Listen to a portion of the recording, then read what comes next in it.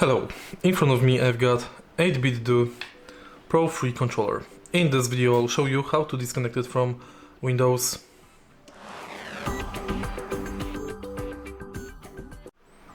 If you've connected your controller with Windows via Bluetooth, firstly go to Bluetooth settings on your PC, select your device,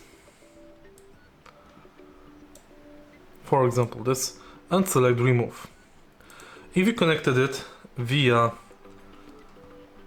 USB dongle, simply unplug the dongle from the PC. If you connected it via this charging dock, also unplug the charging dock. If you find this video helpful, please leave a like, comment and subscribe.